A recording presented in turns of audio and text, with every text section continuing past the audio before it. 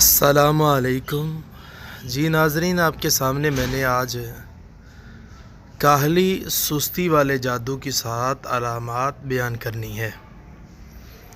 اللہ کے نبی صلی اللہ علیہ وسلم نے فرمایا، اللہم انی اعوذ بک من الہم والحزن والعجز والکسل والجبن والبخل وزوال الدین وغلبۃ الرجال۔ سستی سے پناہ مانگنے کی دعائیں رسول کائنات نے پڑھی ہیں۔ ہم نے یہ دیکھنا ہے کہ یہ 7 علامات اگر ہم میں ہے تو ہم کو جادو کا مسئلہ ہے، اگر نہیں ہے تو ہم ٹھیک ہیں۔ تو اگر ہم ہر وقت سست رہتے ہیں تو خود کو چیک کریں کہ ہم کیوں رہتے ہیں سست۔ یہ علامات پڑھیں اور ایک مرتبہ میرے اس ٹاپک کو لازمی سنیں۔ ایک ایک چیز کو میں نے واضح بیان کیا ہے تاکہ ہر بندے کو بات کا اچھے سے سمجھ آ جائے۔ پہلی علامت جو آپ کے سامنے لکھی ہوئی ہے، خلوت پسندی۔ جس کو سستی کا جادو ہوتا ہے وہ بندہ علیحدگی کو پسند کرتا ہے، کمرے میں بیٹھنا، علیحدہ رہنا، تنہائی میں جانا۔ واک پہ جاتا ہے تو تنہائی میں جاتا ہے، کمرے میں بیٹھتا ہے، کوئی اس کے کمرے میں داخل نہ ہو، کوئی اس کے روم کے اندر داخل نہ ہو۔ یہ اس کی سوچ ہوتی ہے ہر وقت۔ تو خلوت پسندی اختیار کر لینا، کسی کو اپنی مجلس میں برداشت نہ کرنا۔ گھر میں بیٹھا ہے تو مجلس میں اکیلا ہی جا کے بیٹھ جاتا ہے، فیملی میں بیٹھتا ہی نہیں ہے۔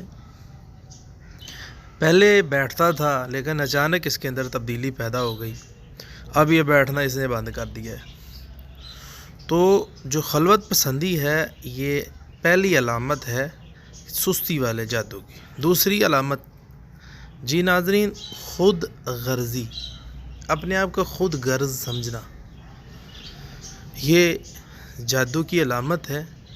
خود غرضی اختیار نہیں کرنی چاہیے،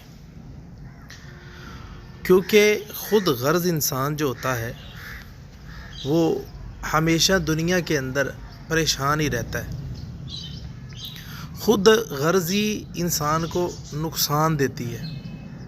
تو انسان کے اندر اگر خود غرضی آ جاتی ہے تو یہ اس چیز کی، اس بات کی علامت ہے کہ اس بندے کو جادو کا مسئلہ ہے۔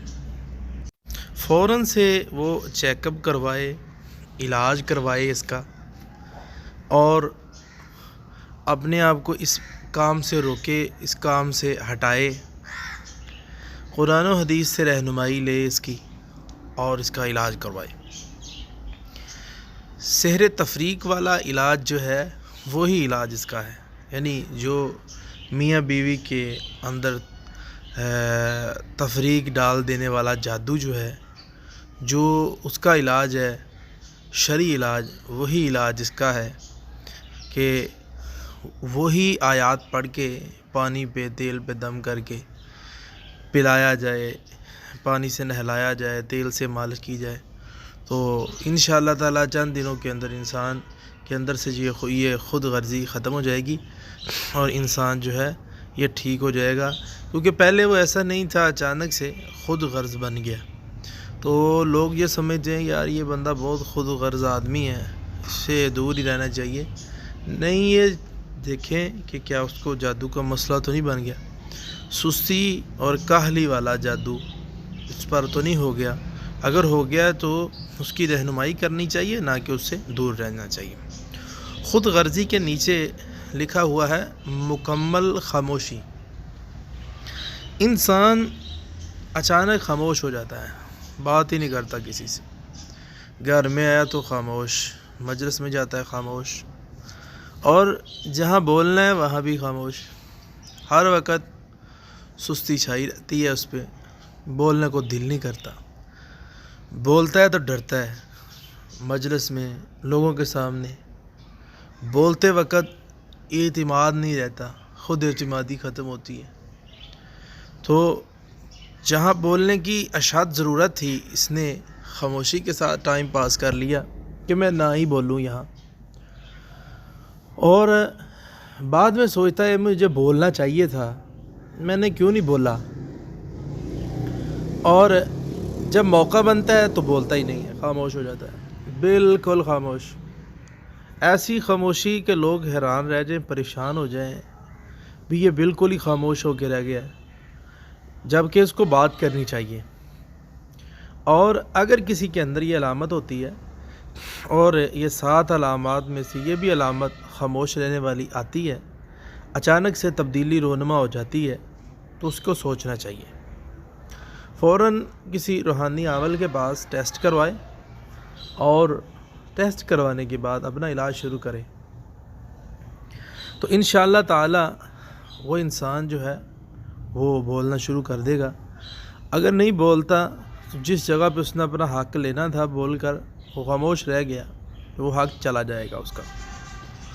اور اسی طرح بڑی بڑی ایسی مجلس ہوتی ہے جہاں پہ انسان کو بولنا پڑتا ہے، لیکن وہ کوشش کرتا ہے لیکن بول نہیں پاتا، ایسے جیسے کسی نے جکڑ لیا ہو، تو یہ علامت جب ظاہر ہو جائے تو علاج کروانا چاہیے۔ پریشان حالی، ہر وقت پریشان، غم زدہ، مسئلہ کچھ بھی نہیں ہوا، دماغ سے پریشانی جا ہی نہیں رہی، ٹینشن بن گئی ہے، اور چھوٹی سی بات پہ پریشان ہو جاتا ہے، گھر میں آیا پریشان، باہر گیا پریشان، بیوی کے پاس بیٹھا ہے، ساری فیملی ہنس مسکرا رہی ہے، یہ پریشان بیٹھا ہے۔ اور اسی طرح اسکول میں گیا ہے، پریشان ہے، دوستوں کے پاس بیٹھا ہے، پریشان ہے، اور لوگوں کے پاس بیٹھا ہے تو پریشان ہے، مسجد میں آیا ہے اور کام کاج میں گیا ہے تو پریشان ہی پریشان ہے، جبکہ کچھ دن پہلے یہ بالکل ٹھیک تھا، اس کو کوئی پریشانی نہیں تھی، کوئی مسئلہ نہیں تھا، لیکن اب پریشانی ہے ہی نہیں، لیکن یہ پریشان ہے۔ مسکرانے کی کوشش کرتا ہے، خوش رہنے کی کوشش کرتا ہے، لیکن خوش نہیں رہا جاتا، پریشان رہتا ہے، تو یہ علامت ہے۔ تو ایسے علامت والے شخص کو فوراً سے اپنا سوچنا چاہیے، قرآن و حدیث سے رہنمائی لے کر علاج کروانا چاہیے۔ تو اس کے علاج کے لیے فلک ناس بہترین دم ہے، وہ پڑھ کے اپنے آپ کو دم کرے تو اللہ تبارک و تعالی صحت عطا فرما دے گا اور مکمل شفا عطا فرما دے گا۔ تو ایسے مریض کو ناظرین، سامعین و سامعات، اپنی صحت کا خیال رکھنا چاہیے۔ ہر وقت پریشانی جو ہے انسان کو بیمار کر دیتی ہے، اور اسی طرح ہمیشہ سر درد رہنا، سر میں درد رہتا ہے، کبھی آدھے سر کا، کبھی پورے سر کا۔ نظر کا ٹیسٹ کروانے گیا تو نظر ٹھیک ہے، دوائی کھاتا رہتا ہے، لیکن سر میں پین جو ہے یہ ختم نہیں ہوتی، ایک دن ابھی کچھ دیر کے لیے ختم ہوئی ہے، پھر درد شروع ہو جاتا ہے، عصر کے بعد درد شروع ہو گیا رات تک، یا رات کو درد شروع ہو جاتی ہے، یا ٹائم فکس ہے درد کا، وہ درد ہوتی رہتی ہے۔ اب سمجھ نہیں آتی کہ میں کیا کروں۔ ہمیشہ سر درد جو ہے یہ اچھی بات نہیں ہے، تو اس کا لازمی دم کروانا چاہیے، علاج کروانا چاہیے، پانی پینا چاہیے، پڑھ کے قرآن مجید میں سے سورہ بقرہ کو سننا چاہیے، قرآن مجید میں سے سورہ بقرہ کی تلاوت کرنی چاہیے، پڑھنا چاہیے، گھر میں چلانی چاہیے، تاکہ اس جادو سے جان چھوٹ جائے اور انسان جو ہے خوشحال ہو جائے اور پریشانیاں ختم ہو جائیں اور درد جو ہے یہ مستقل طور پہ ختم ہو جائے۔ اسی طرح محفل سے کراہت، محفل میں بیٹھنے کو دل نہیں کرتا، اگر کسی ٹیم کا اس کو بڑا بنا دیا جائے، سپروائزر بنا دیا جائے، تو اپنی ٹیم سے گھبراتا رہتا ہے، ان سے کراہت ہر وقت، جبکہ یہ اچھا عمل نہیں ہے۔ اور یا تو ممبر ہی نہ بنے، اپنا علاج کروائے، سپروائزر ہی نہ بنے، علاج کروائے پہلے۔ اور اسی طرح ہمیشہ سستی، ہر وقت سست رہنا، جبکہ اس کے اپنے رشتہ دار ٹھیک ہے، کزن، دوست، احباب، بھائی بقایا سب چست ہیں، ایکٹیو ہیں، یہ بندہ سست رہتا ہے، دل ہی نہیں کرتا کام کو، تو اس کو علاج کروانا چاہیے۔